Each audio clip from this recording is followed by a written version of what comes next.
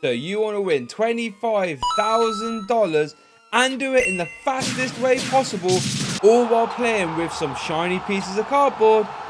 Don't worry, I've got you covered. Although, no one said it'd be easy though. We will have to play against some of the greatest players of all time in one of the most disruptive metas I have ever seen. To be honest, this doesn't look good. Tell you what though, if you're willing to break a couple rules here and there, I have the perfect deck for you. Yeah, that's right, you heard me correctly. Break the rules. Yeah, I know it sounds extreme, but we are against some of the strongest archetypes I've ever seen printed. Come on, let me show you what I mean.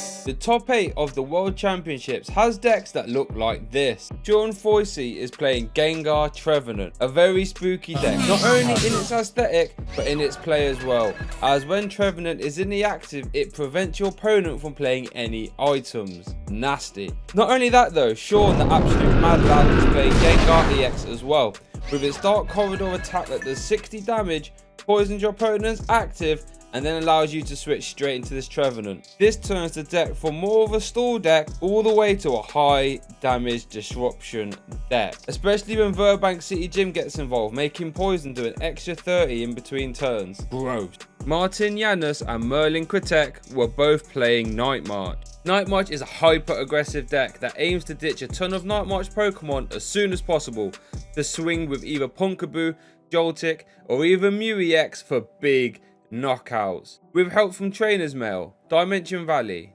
DCE, Battle Compressor, this honestly isn't really too hard to do at all. And keep Night March in mind, we're going to run into it later. Simon Narud is playing Domfan, and it's a hybrid of an offensive deck and a pretty defensive one as well. Domfan spinning turn does 40 damage and allows you to swap your active. A bit like Dark Corridor from earlier, except with Fighting Stadium, which lets you do an extra 20 damage to EXs. And Strong Energy 2, which allows you to do an extra 20 damage for each one attached. So that 40 damage from spinning turn quickly turns into near enough 100 damage, and then allows you to spin into a Robo Substitute to allow you to give up 0 prizes. Awkward. 3 of the top 8 slots, however, will focus on Seismitoad EX. Before we get on to that though, if you made it this far and you like what you see, it would mean the world to me if you could hit the like button. I'm trying my hardest to bring you the best historic content here on YouTube, so all support is greatly appreciated. If you want to see more, hit the subscribe button as well.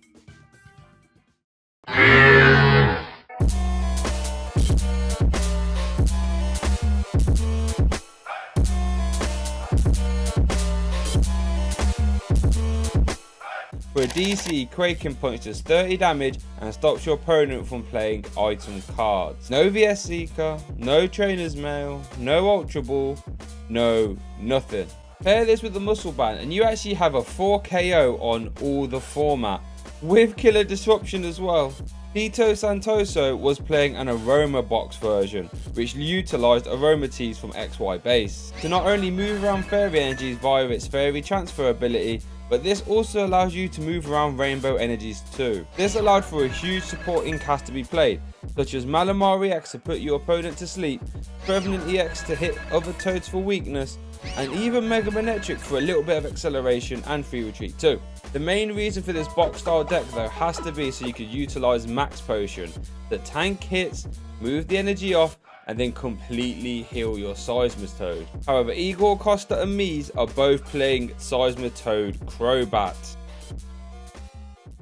Definitely the most played variant that utilised Laser Bank combo to rack up poison damage and this Crobat line. This Crobat line added in extra damage via Sneaky Bite and Surprise Bite respectively. This in combination with Head Ringer to make your opponent's attack cost more, 4 Super Scoop Ups to remove damage and reuse bats, and even 2 copies of Xerosic to deny special energy too. This deck is definitely the deck to beat. So how do we do it? A deck that can consistently keep up pressure under item lock seems to be pivotal when playing against Toad, but also needs to be able to reach knockouts as quick as Night March too. Seems like a tall order though, matching Night March aggressiveness whilst being under item lock as well. I think we're definitely going to have to break the rules for this one. And I think I know the perfect combination of cards that we can use to do it.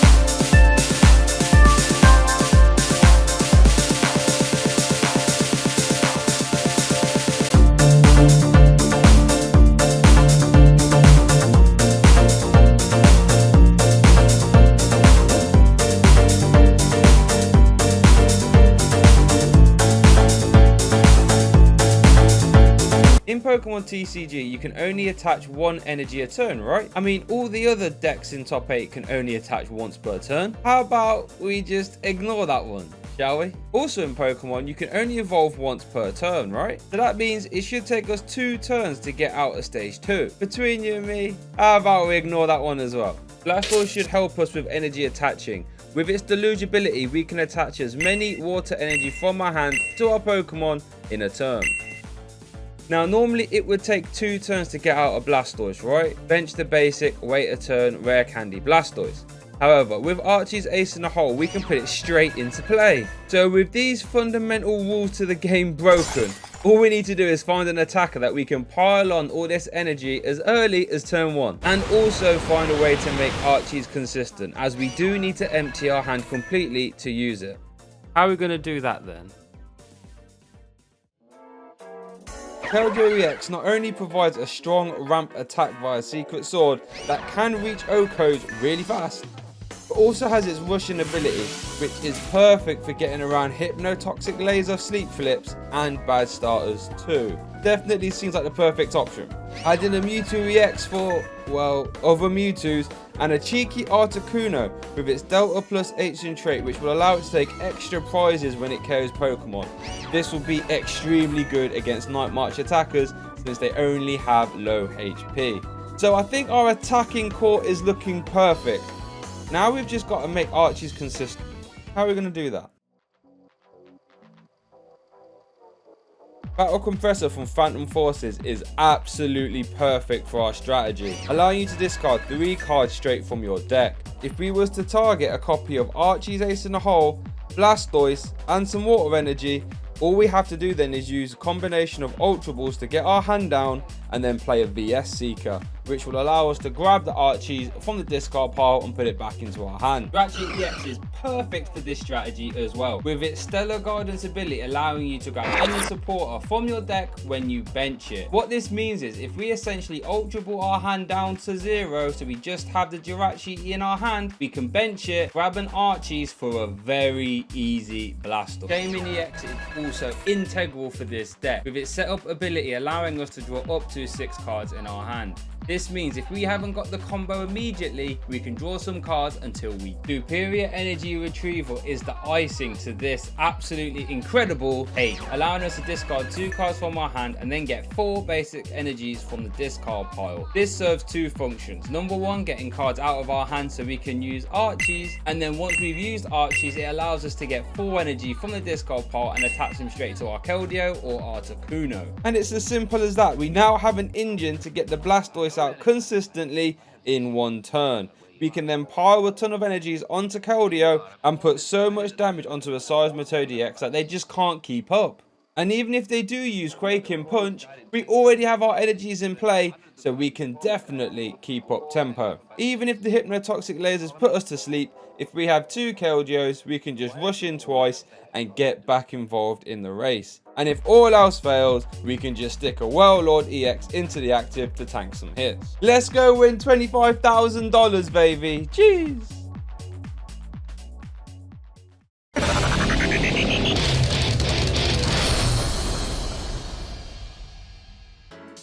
Jacob Van Wagner found himself in top 4 with Archie Stoice. We must be some clever geezers to come up with the same deck, right? And he's playing against Night March. He did play against it in top 8 and he did win. However, the nature of Night March means even with Articuno, or a turn 1 Archies, you can never truly relax. However, Jacob's opening hand is absolutely perfect for a turn 1 Archies, and Merlin's face says it all. You can play the water energy, and here comes Blastoise. Merlin looking out at the crowd saying, yep, not bad. Turn 1, it's a blast. Yep. After a costly Sycamore, Martin didn't draw anything, leading to a very fast concession. If he has enough energy, he can attack with kill. Oh no! Whoa! Merlin Did he have concedes the game. no replacement basic at all? He had nothing. Whoa! In game 2, Warlord is in the active, which provides a perfect cushion since Blastoise does not show up. Merlin's turn 1 is much better this time, however, as he turbos through his deck. Oh. I'm sure he'll do a big chunk of damage, enough to maybe set up for a 2-hit knockout, but yeah. Jacob needs to respond on this Mew to keep up tempo, and his sequencing was rewarded with an Archie's, putting the pressure straight back onto Merlin. Yeah, this turn all he needs is a water energy, though. If he finds one more, he can Secret Sword for the knockout and take the prize lead here. Well, there's his water. Yep, and there we go. Deluge allows him to attach that extra energy for the turn. Wailord does its job. It walls one attack, and here comes Keldeo EX rushing in, and there is Secret Sword for the knockout. Boom. 2 prize cards, and that's exactly what Jacob wants in this matchup. Merlin then powered through his deck, and even after 2 Shamans and a Juniper, he missed the KO, resulting in a pass. Oh, no! Oh, no! Merlin has to promote a Shaman to just get knocked out. Jacob now has a checkmate scenario after KOing Shaman, since he has another Keldeo ready to go, and even an Articuno, and there was nothing Merlin could do about it, leading to a Sacred Sword plus Lysandre turn to wrap up top 4 and see himself in the finals, all over in under 20 minutes. And there we go. Have some mercy, Jacob! Lysander for the game. Shaman EX comes out and Secret Sword. Just like that, 2 incredibly quick games. Jacob Van Wagner advances to the finals of the Pokemon World Championship.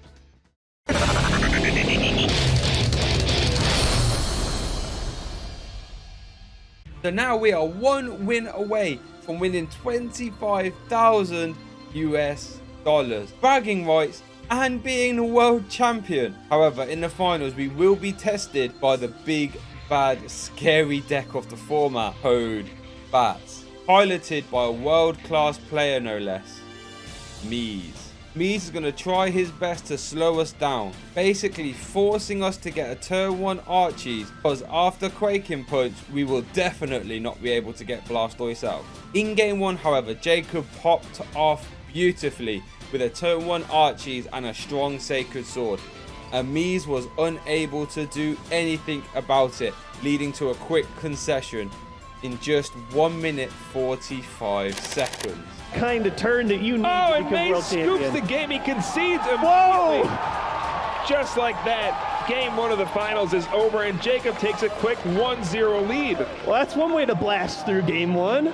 In game 2, Mies finds himself a Mewtwo and a DCE, but after a risky end, he does finally find himself a Seismitoad. However, after a Hypnotoxic Laser Sleep Tails flip, this turn 1 for Jacob is looking much harder. Although after a bailout Shaman, he drew into computer search, leading to this absolutely mammoth turn 1 board state, plus KO. Plus a muscle band? Hitting me? He's going to knock out an EX on the first turn with Secret Sword. Oh, look at all that energy. It's disgusting. He's pushing the Mewtwo off physically just because there's so much energy attached to it. Goodness, did that really just happen? Turn 1 Secret Sword for 170 damage.